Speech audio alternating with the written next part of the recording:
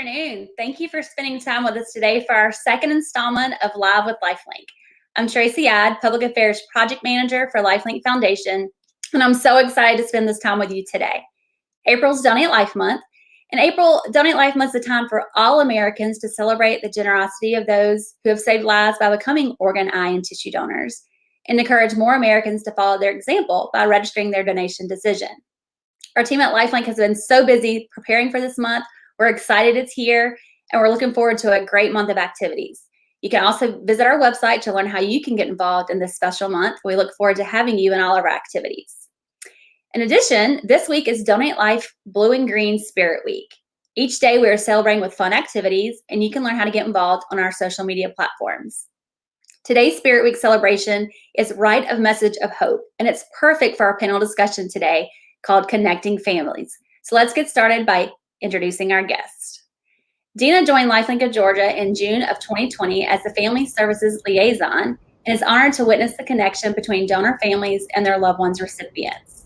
She assists families in a variety of capacities after the donation has taken place and helps to address any questions or concerns.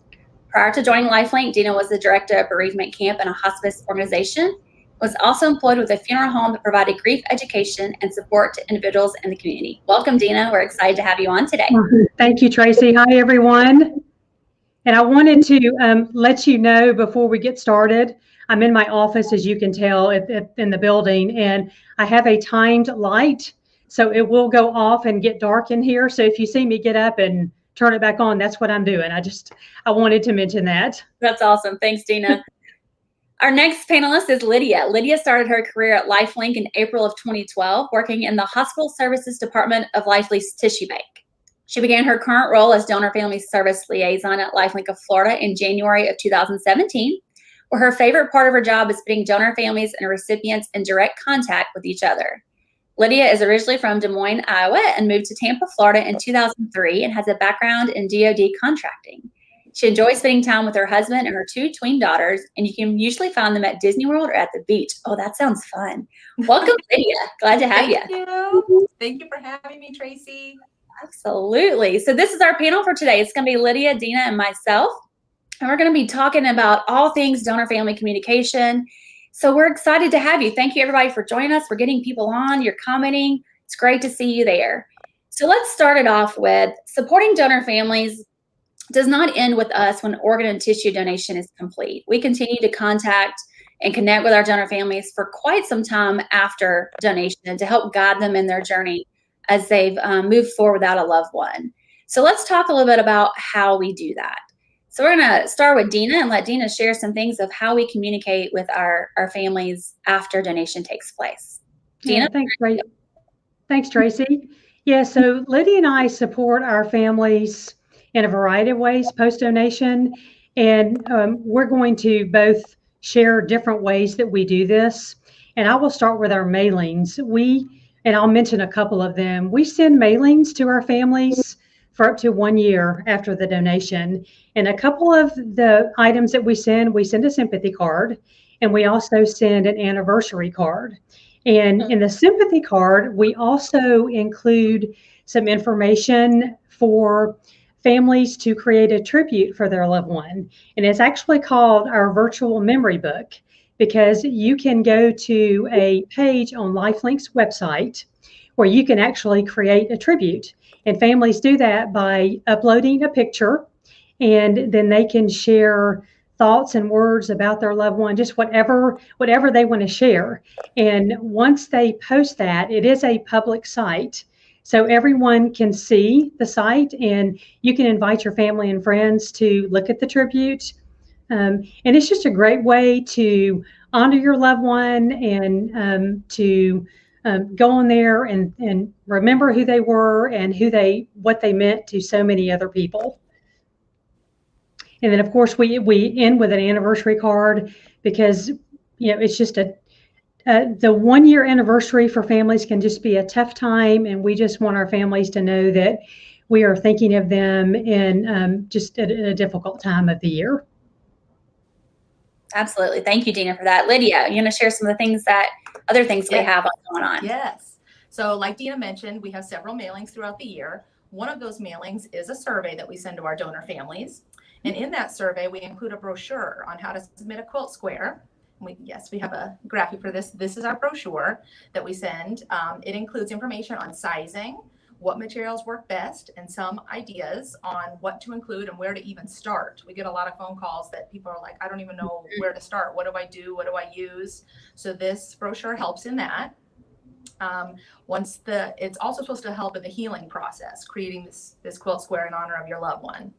Once the family completes that, they'll send it to Dina and I, and it will then be added to our next quilt and hang on display in our offices.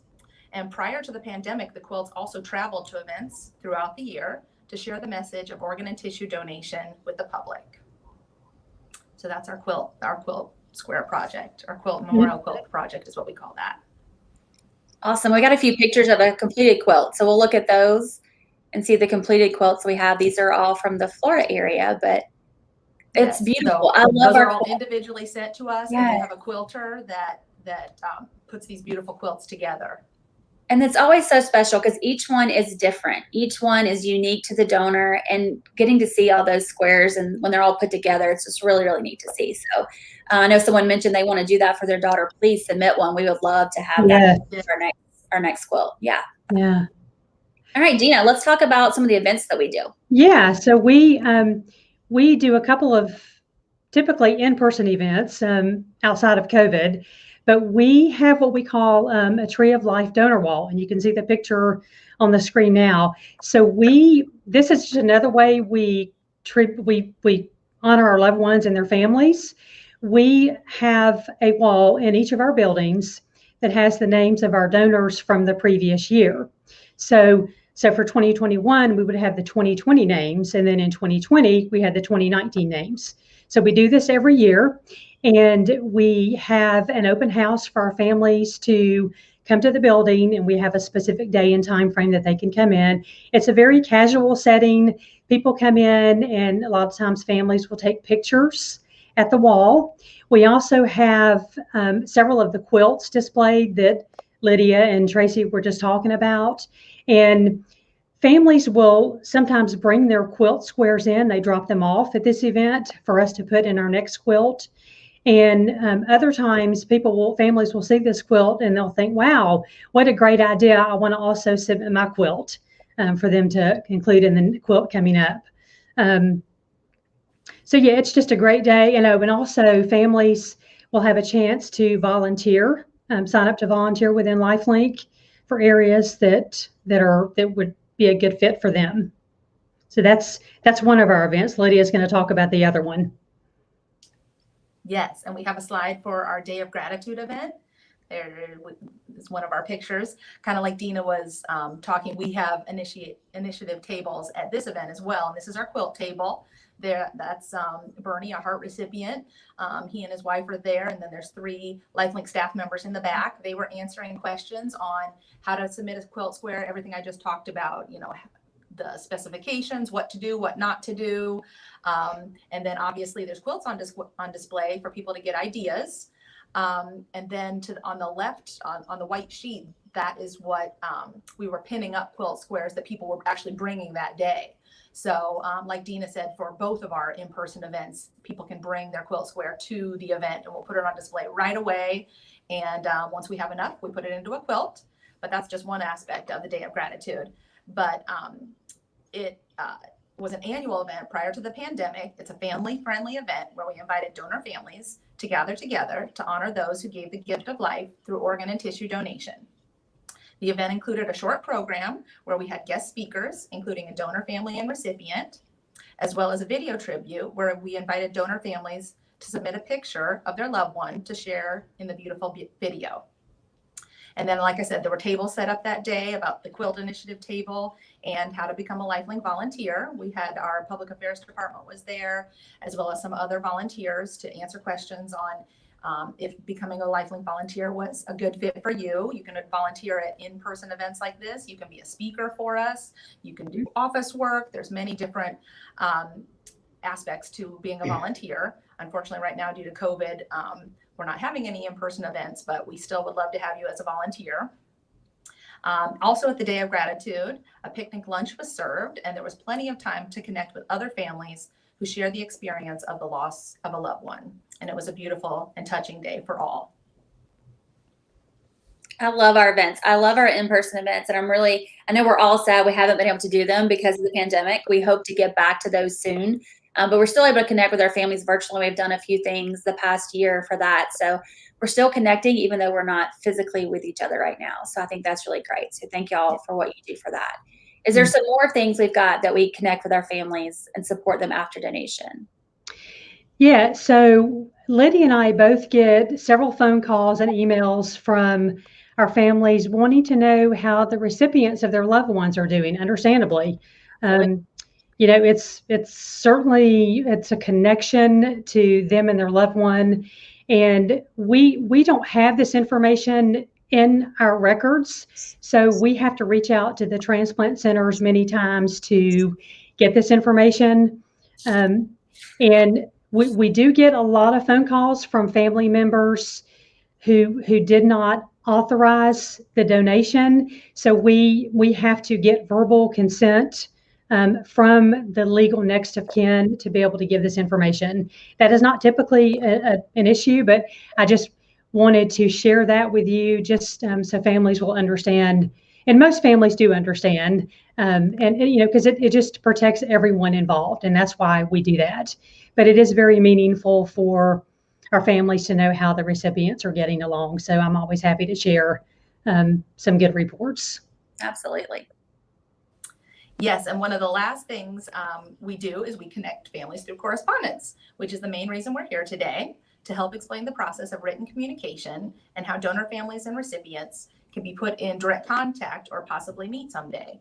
Many people want that. And that's my favorite part of what I do here at LifeLink. And Dina and I are going to explain the process and answer any questions you may have. Awesome. That's all great stuff. I love that we are able to share what we do after donation, because some people think maybe that might be it, that we don't continue to support these families. And the truth is we continue to support even for years down the road. Our families become part of LifeLink. They are our LifeLink donor families, and we still connect with them. And I love that we're able to share that with our viewers. So thank you for doing that.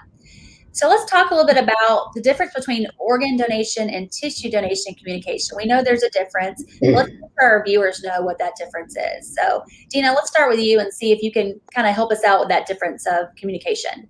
Okay. So the key distinction between the organ and tissue donor communication is that we are able to identify the donor family and the transplant center of where there was a recipient that received the organ or organs. And then the transplant center can also identify the donor family.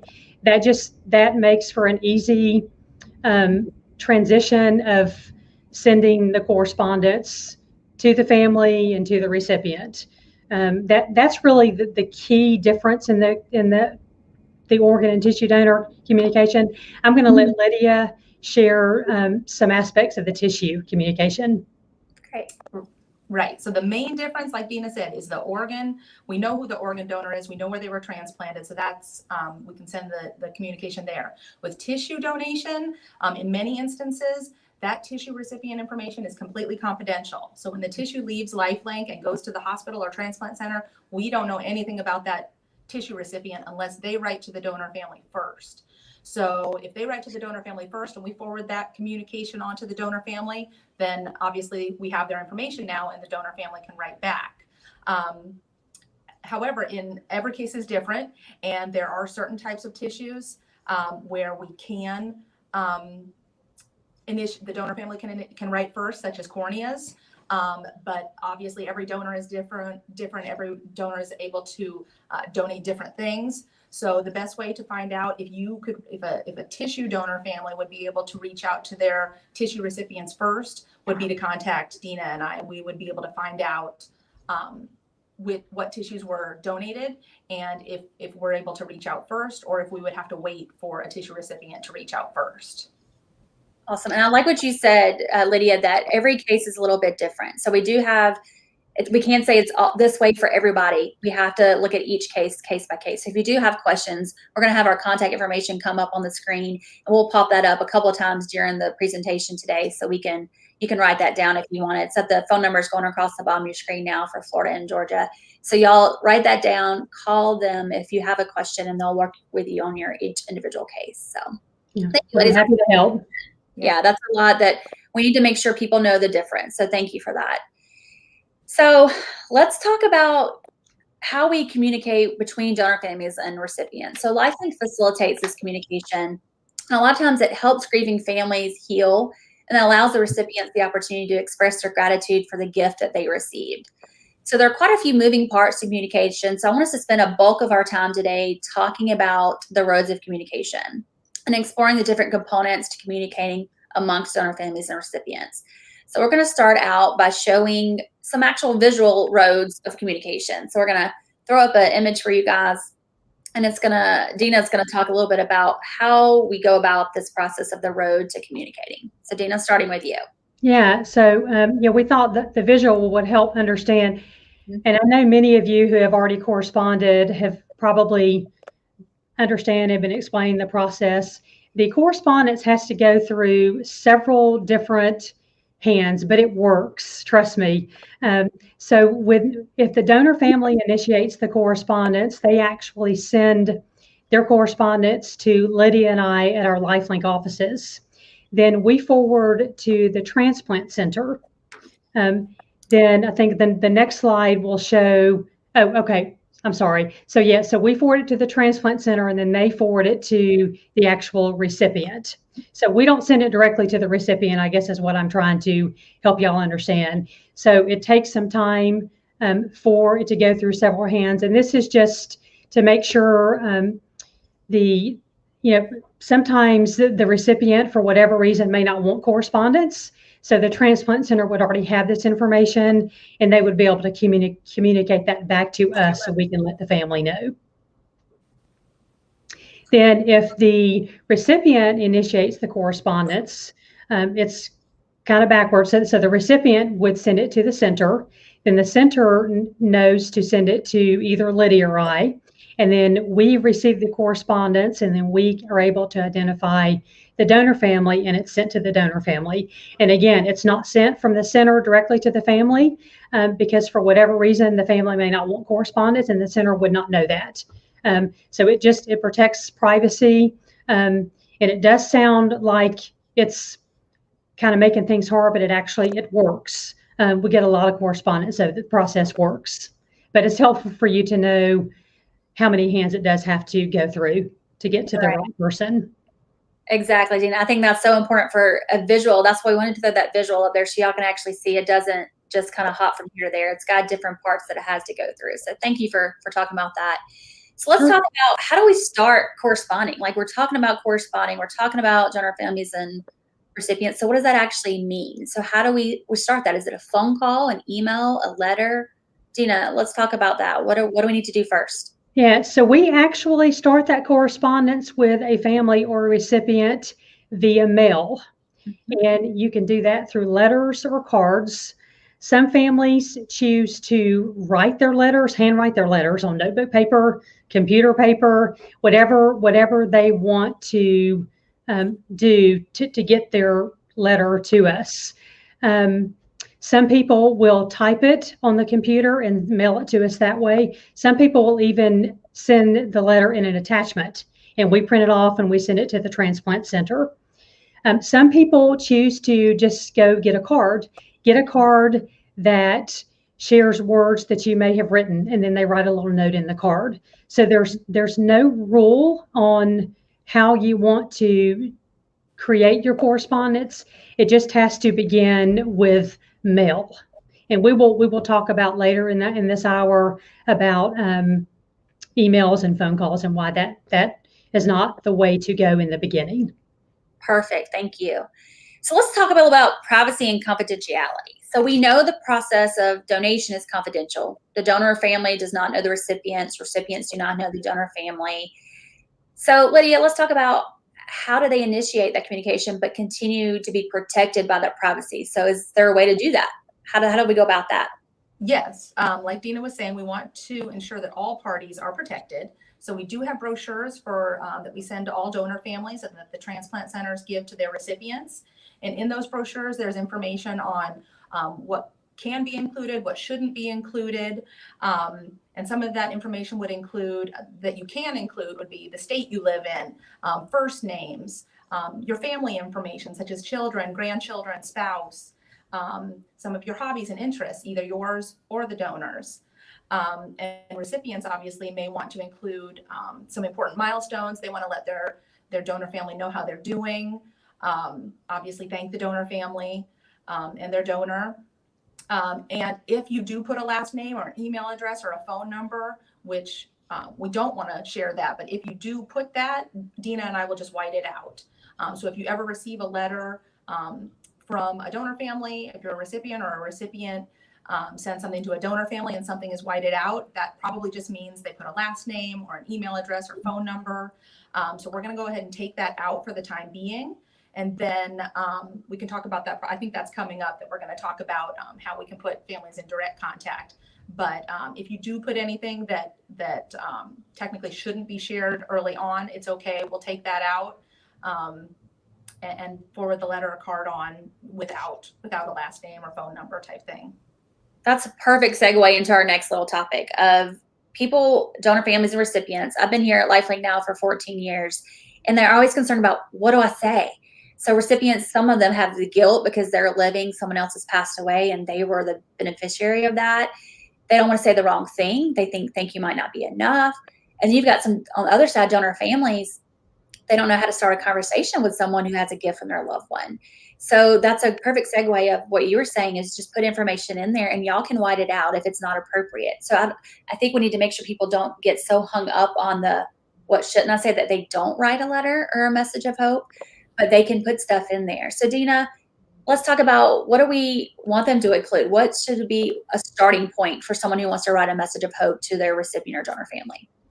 Yeah, so I like what you just said about something about families or recipients not writing a letter just because they don't know what to say. You know, if you, I will say, if you are feeling like you want to write a letter, whether you're a recipient or the donor family, then something's telling you that you probably want to write the letter, and let's work together to figure it out and help you do this. So because Liddy and I see a lot of letters come through our hands to send to the centers or the families. And I've seen so many recipient letters that start out their letter by saying, I didn't know what to write. I really don't know what to say. So first thing, just be honest, share your heart and really what you're feeling. If you don't really want to write a letter and you just want people to know that you're thinking about them, like I said earlier on our correspondences, get a card. And you could even, if you're the donor family, you could, to the recipient, you could even get a card that would be worse that you would like to share. And you could even write in there, I hope you're recovering well from your surgery and thinking of you. If you're a recipient and you just want to say thank you to that family, get a nice thank you card and write in there, I'm so sorry for your loss. I just want you to know I'm thinking about you. It's difficult. It's really, really hard, I know, for recipients. Some of the recipients, and I may be jumping ahead and I apologize, some of the recipients may be experiencing survivor's guilt.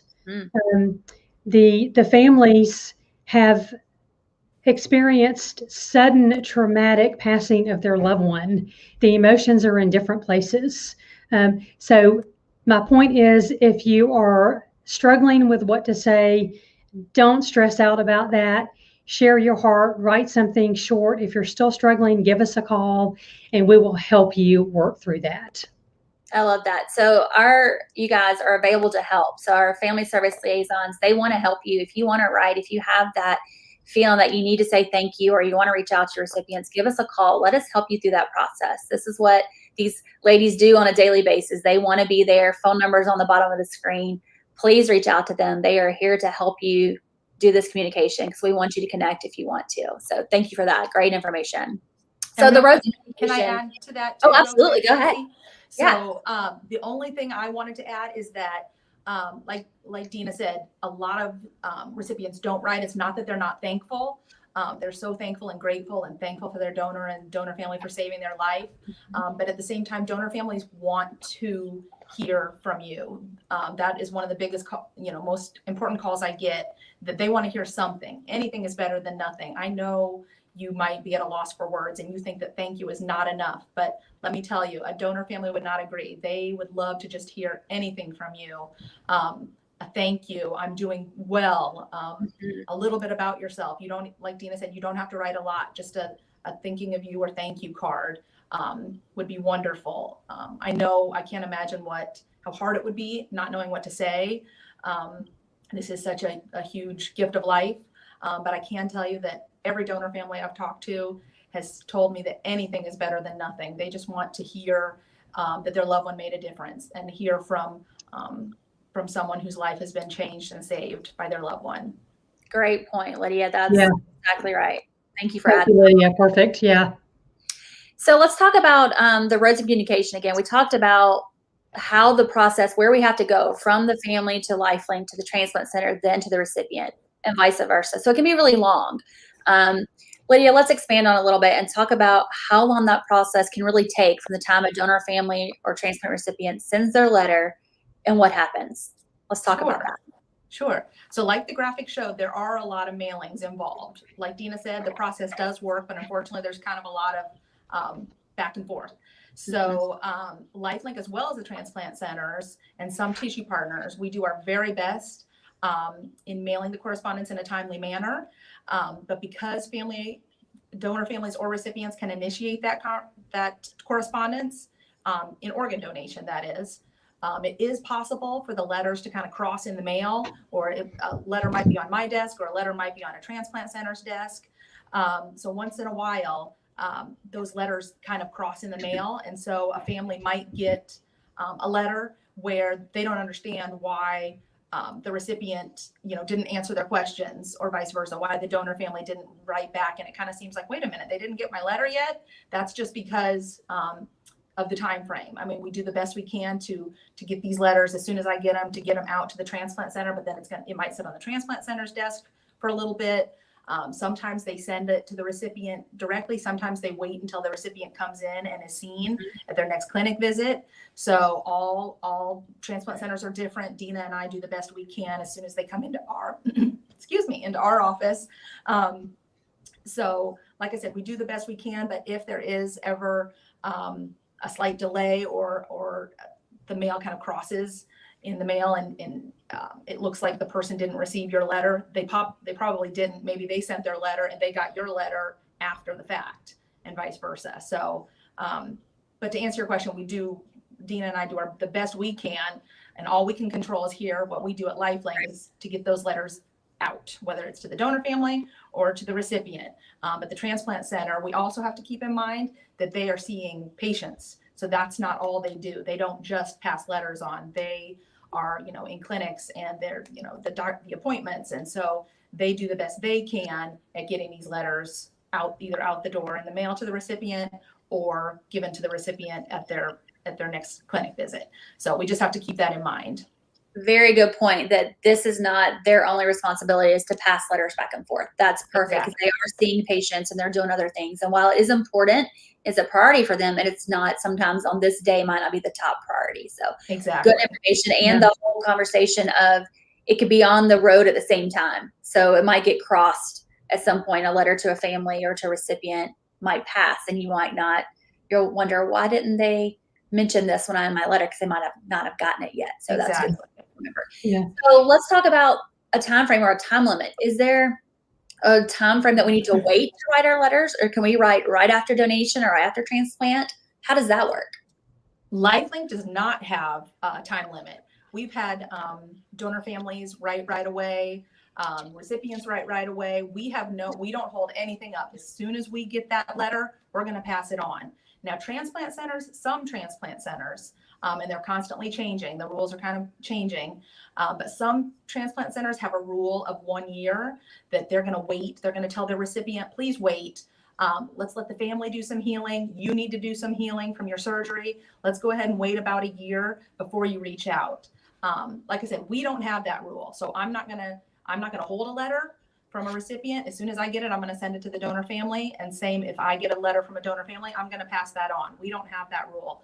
But that could be another reason. If you're a donor family and you haven't heard from a recipient and it's within that first year, that could be a reason why you may not have heard yet. It could be many reasons. It could be survivor's guilt. They don't know what to say, so they don't say anything at all. But as far as timing, we don't have that rule, but some transplant centers do. So that could be part of the reason you're not hearing something. So for our transplant recipients, if you are wondering about writing and you want to write a letter, but you don't know if you can, write that letter and then talk to your transplant center and just make sure they're okay with sending it and give it to them, and they'll forward it on if it's okay. And they'll let you know if they have that time frame. Again, as Lydia said, it's different from everybody. So we can't say this transplant center does it this way and this one does it that way.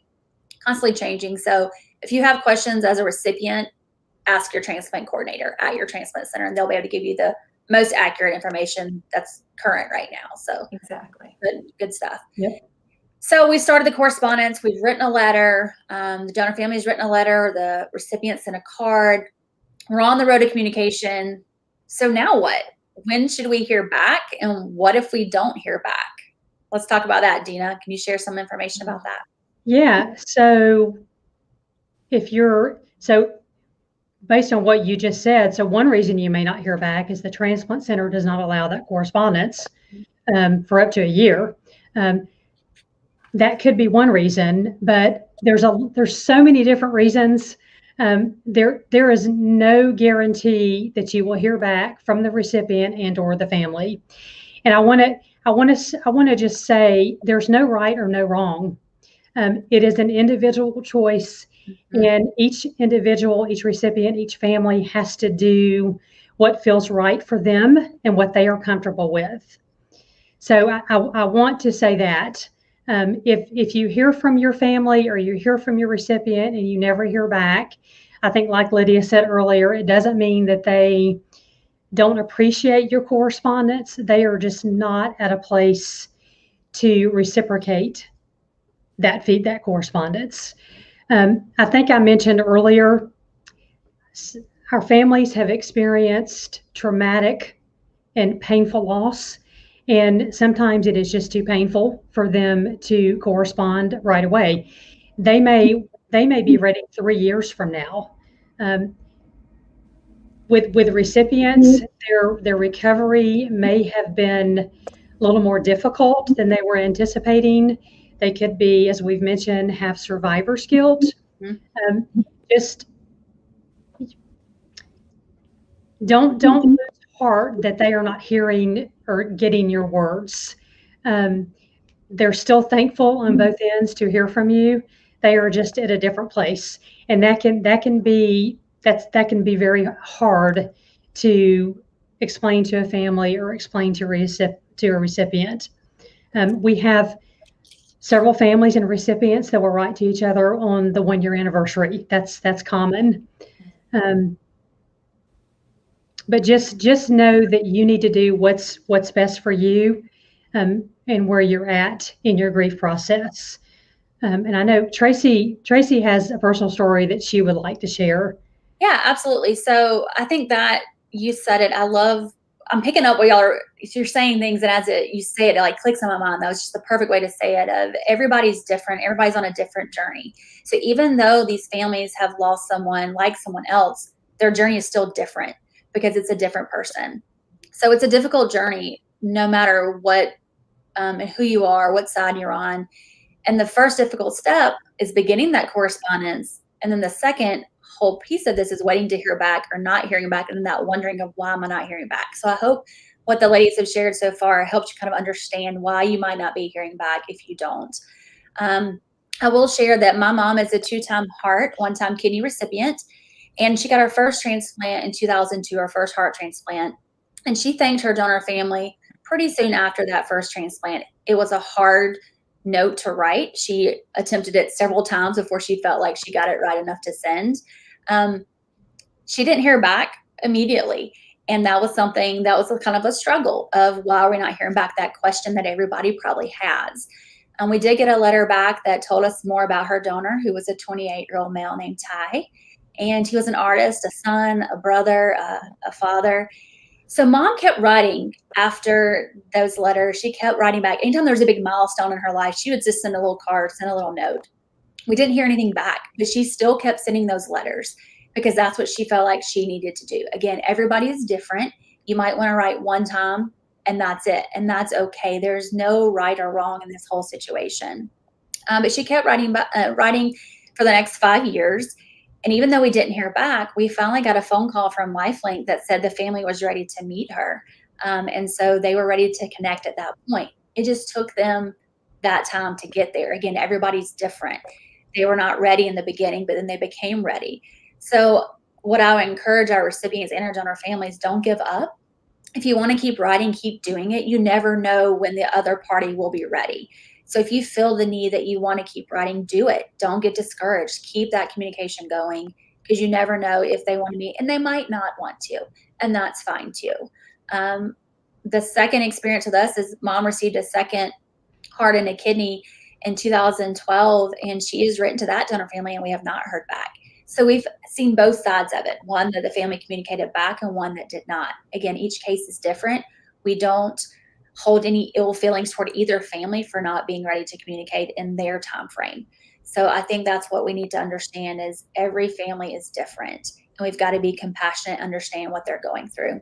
And as recipients too, what you're going through, because it's a journey in itself for what you've dealt with as well. So that's that. So I kind of mentioned a little bit about meeting family. So let's talk about that. Can we meet our donor family or a recipient? Lydia, what's that look like? Absolutely. That is an absolute possibility. If both parties are on the same page, the donor family and the recipient, we do ask the whole process needs to start by writing.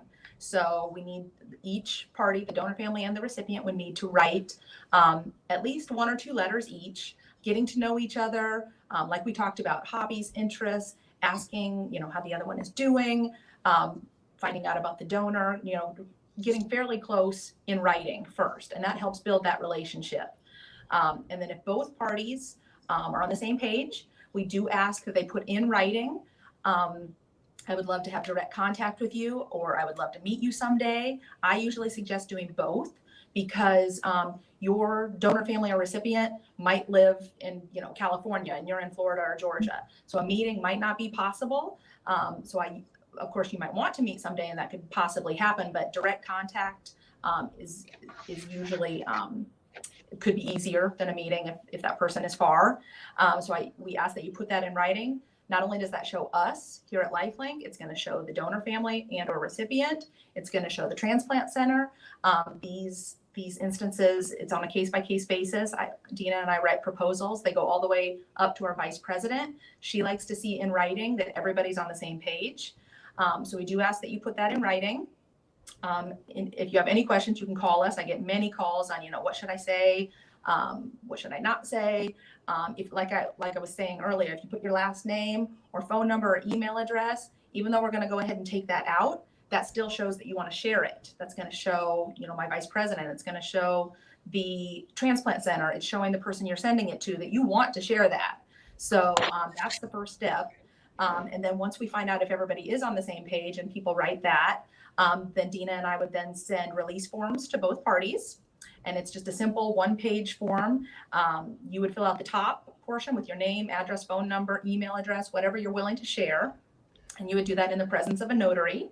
We send you a self-addressed stamped envelope. You're going to send it right back to us. We make the process as easy as possible. And then once, like I said, then we do a proposal. It goes to our vice presidents, our respective vice presidents. And once they approve it, then it's at that point that we would be able to share direct contact with the other or host a meeting. Before the pandemic, both Dina and I hosted meetings.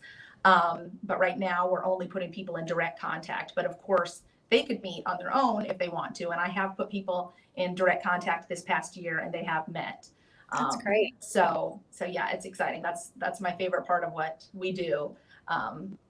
So it's very emotional on all levels and for all parties. But it sure is wonderful.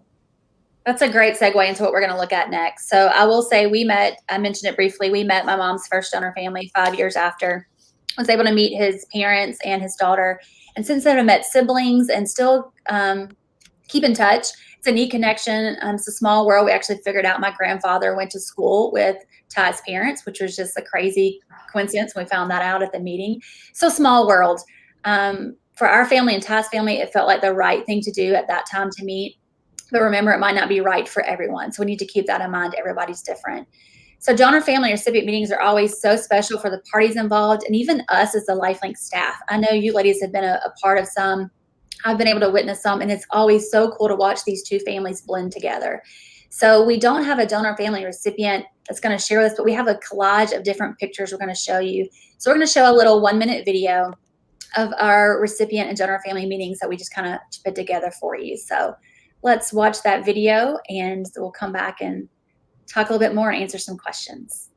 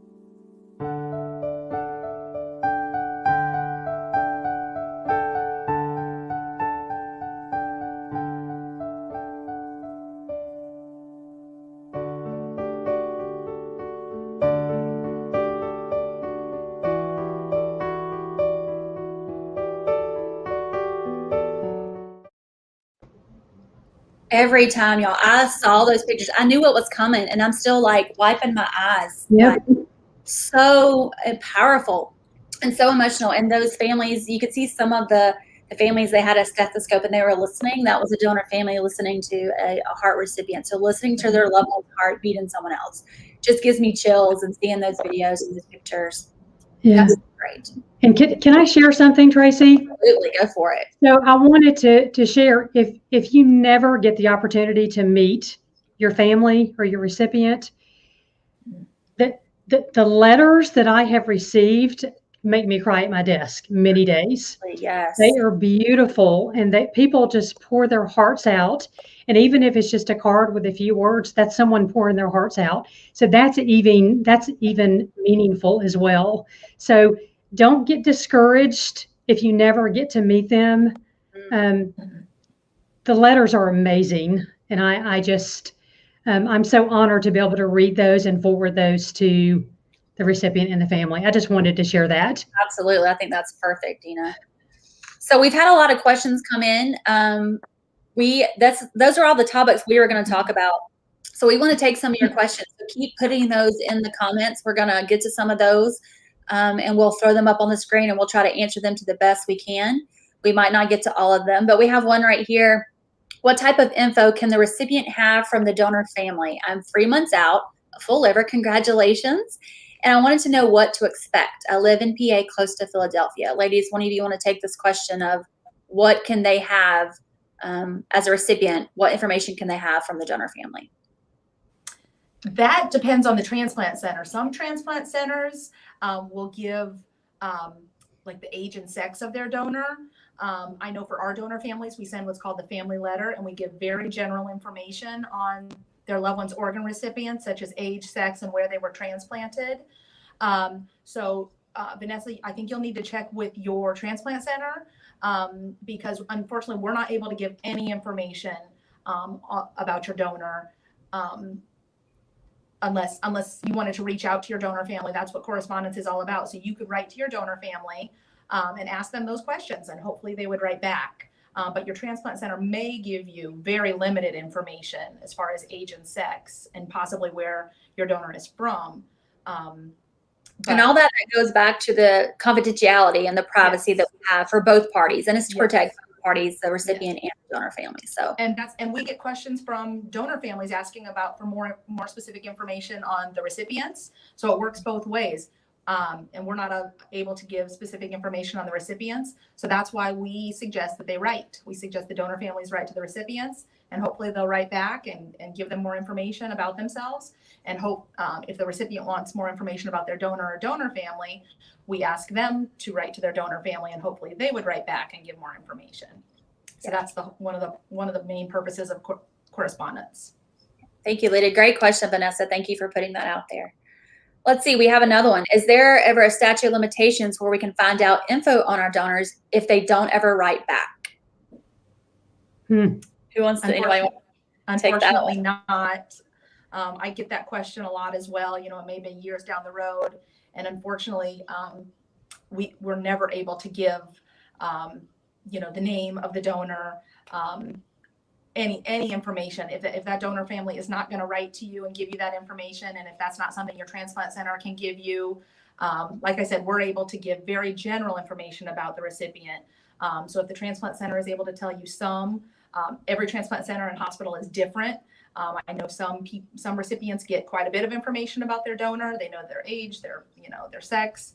But unfortunately, as far as the statute of limitations, no, we're never able to provide that down the road, and I'm so sorry. Thank you, Lydia. I got another one. So when sending a thank you letter, can we put our information on a separate sheet of paper? Now, are you referring to a separate sheet of information that would be shared with the family, or? Ooh, that's I understand the question. So if you could put that in the comments, kind of clarify your question for us, and we'll come back to it. If you could clarify. Or we could answer it both ways. Yeah. So or answer both ways. Yeah. So definitely they need to, and I tell my donor families this, you always send on a separate sheet of paper, whether it's just a pad of paper like this or a full sheet of paper. On a separate sheet of paper, we need, this is for donor families, that is, your information, your loved one's name, the date they passed away, and who you're writing to. If you're writing to all the recipients, or if you're writing to just the liver recipient or just the heart recipient, if there's multiple recipients. But then I've also had, and that obviously, that piece of paper is not going to go on. We're not going to share that due to the whole privacy issues. But if you do want to share, I've also had people write on a separate sheet of paper, this is my contact information. I would like to share that information with my loved one's recipients, or the recipient could write that. Once again, we're not going to pass that on, but we will keep that on file, or we could white certain parts out. And so let's just say you're saying, this is my full name, this is my email address, this is my phone number. We're going to go ahead and white that out and not send it, but that is showing that you want to share it. So I hope that answers the question kind of both ways. She commented that's what she meant. So that's perfect. Okay. Good answer. Yeah. Thank you for answering that. Is it appropriate to send a picture to the recipient from the donor, or is that something you wait to further speaking? From Jennifer. Yeah, it is perfectly fine to share a picture. I've received a lot of correspondence with families sharing the pictures. Of course, there's no names written on the back of the picture, but that is perfectly appropriate, and even kind of deepens that connection. Yeah, that's a great idea. Great question. Thank you, Jennifer, for that. Great question. I like to suggest that people share pictures if they're willing, without identifying information, like Dina said. But donor families want to see a picture of the life their loved one saved, and recipients would love to see a picture of the person who saved their life. So it's a great idea, and I've never had any complaints of people saying they didn't want a picture. So we encourage that, as long as there's no identifying information. Good to know. Great question, Jennifer. I got another one. How do we change an address on file with LifeLink because of a recent move? That's another great question, and we wish all our families would let us know when they move. Please contact Lydia or I with your correct address, and we will make sure it gets changed in our system so we can contact you in the future as needed. That's a great question. Good question. Yes, and on the bottom. You can call us, you can email us, you can contact us on our website. So many different ways. We are reachable. You can find us anytime. There we go. Another question. Will we be told if our donor family has no contact information on file? Yes, if we lose contact with a donor family, we would let the transplant center know that unfortunately we've lost contact with the donor family, or like Dina said, if they're not willing to receive correspondence, we would let the transplant center know that, they would in turn tell you. Good question. Yes. Just a quick thank you, ladies, for your encouraging words. How do I get a letter out to my donor family? Back in the day, we'd bring it to our coordinator. Now, what do you do, especially in these times that we're not physically going into the centers possibly? So how would they get a letter to their donor family? We ask that they still send it to their transplant center. So they would still need to contact their transplant center or the transplant center coordinator, even if they're not being seen, because the transplant center is going to fill out a cover sheet for Dina and I with information that the recipient's not going to have, because the transplant center will know who the donor is and puts some more information on there that Dina and I need to make sure that this recipient goes with this donor family and that we're forwarding that letter on to the right donor family. So unfortunately, 9 times out of 10, or most times, it's not best for recipients to send their letter directly to us, because we don't have certain information that the transplant center has, if that makes sense, and vice versa. That's why we don't send letters directly from the donor family to a recipient. We don't even, once in a blue moon, I might have a recipient's information if they've contacted me directly, but we still need to follow that graphic. We still need to follow the rules, and we still need to send the letter to the transplant center, who's going to send it to the transplant recipient, and vice versa. So Evelyn, yes, you would send it to your transplant center, who would then send it to us, and we would then forward it on to the donor family. Perfect. Ashley says, I received one letter of recipient from one of my husband's organs. I was just wondering how I could get an entire list of any donations that were received so I know where to begin. So you can contact one of us, and we will be able to help you determine all the donations. And yeah, we could definitely get you started and we would walk through that with you. Yes. So again, the phone number is going on the bottom of the screen. So if you're in Georgia, the phone number there, Florida. So Lydia is our family service liaison for Florida, and Dina is for Georgia. So just call whichever service area you're in, and they'll get you started and they'll help you with that. Great question. Any more questions? Y'all type them in the comments. I'll give you a few minutes to do that while we talk about some things that are coming up. We are doing some more live with LifeLinks. Our next one is going to be on Thursday, April 22nd, and it's the Journey to Pediatric Donation. So that's going to be a great one. It's during National Pediatric Transplant Week, and it's always the last full week of Donate Life Month. Focuses on the powerful message of ending the pediatric transplant waiting list. So we've got a live panel discussion with one of our CHOA hospital development liaisons from LifeLink, a pediatric transplant recipient, and a pediatric donor mom. So please join us for that. It'll be a great panel discussion. It's going to be streamed live again on our Facebook and YouTube for Florida and Georgia. You can find out more information on our social media platforms or on our website at lifelinkfoundation.org. So we'll give you a few more seconds. We have another question. There we go, Frank. What about Fort Myers? It is an office for Tampa, but not a transplant center. Should I mail it to you, Lydia? Thank you. So Frank is a recipient, so he needs to mail his letter to the transplant center. Right. Correct? And I know Frank. Hi, Frank. And I know his transplant was a while back. So that's true. We can take certain letters on a case-by-case basis. I do know that there is TGH has kind of taken over the transplant center in Fort Myers, Frank. If you could check with them to see if they can forward on your letter. But obviously, Dina and I have taken letters directly from recipients on a case-by-case basis. If we're able to, just give us a call first. And if we're able to find your donor family by the information you guys can provide to us, and if you're not able to send it to a transplant center for a specific reason, like Frank is mentioning, then obviously we could take it directly from you. We're not going to give you nowhere to send your letter. So obviously we want to forward that on for you.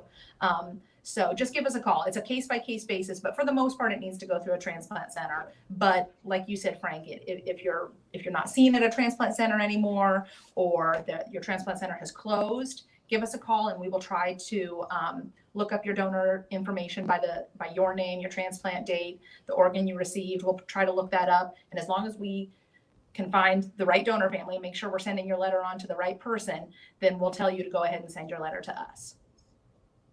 Good answer. So Vanessa says, so I would let my coordinator know I'm interested in reaching out to my donor family, and my coordinator will let LifeLink know to get the ball rolling. Yes. Yeah. Yes. So if you're speaking of correspondence, so you would, I'm sure the center would encourage you to write a letter, and then they would send it to the LifeLink office, and then we would forward it to the donor family. Exactly. That's the way to get the ball rolling. If you're ready to reach out and thank your donor family, and it's okay with your transplant center and your coordinator, as long as they don't have that rule. So you just check with them and you can get the ball rolling on your own and write that letter, give it to the transplant center, and they'll send it to us. Perfect. Again, if we have been told to send the letters directly to LifeLink by the organ procurement agency, is that okay? My transplant team had me send my letters to that state's OPO. That agency contacted me and said to send them to you. See, this is where it gets a little tricky, and this is why we always ask that you go through your transplant center, because that's true. You bring up a good point there. You might have received your organ in one of our donor service areas, either in Georgia or the West Central Florida area, but that might not have been from one of our donor families. Your organ may have come from a different OPO.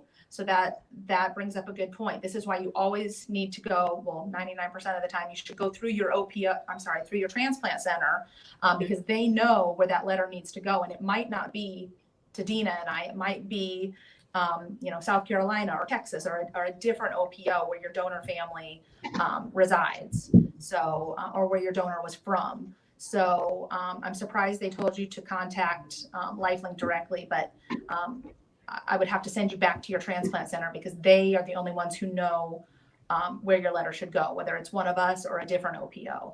Does that make sense? Yeah. Thank you for all that you do. Do you keep a copy of letters to the donors?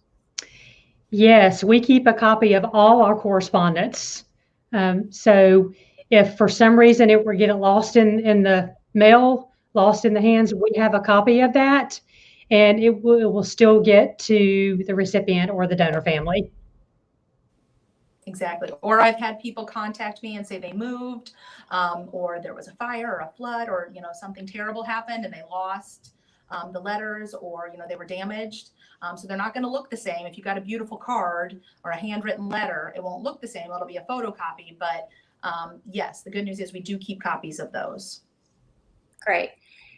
Vanessa asks, perfect, thank you. Also, how have you seen this play out with Zoom meetings? So I'm guessing, Vanessa, that's talking about communicating or meeting families and recipients during this pandemic time when we're not doing it in person, I think is the way she's asking that. I personally haven't set up any Zoom meetings. I've just put families in direct contact, but I do know, I'm not sure about Zoom, but they have talked on FaceTime. So they're kind of meeting that way until it's safe to do so. Dina, have you had any experience with Zoom meetings? I have not had experience with Zoom meetings, but there has been interest that we are exploring, just trying to work out some of the logistics, just a way for people to still meet.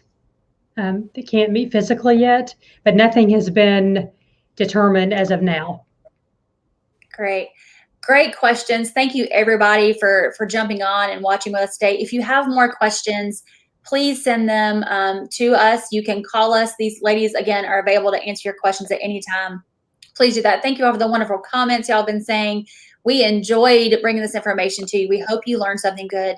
Dina, Lydia, thank you so much for the valuable information. Great information for everybody on this, they're viewing this today, and even those that are going to view it later on. So thank you for that. To our viewers, thank you for joining us and giving up your hour lunch break to hang out with us for today. Yeah. Very appreciative of that.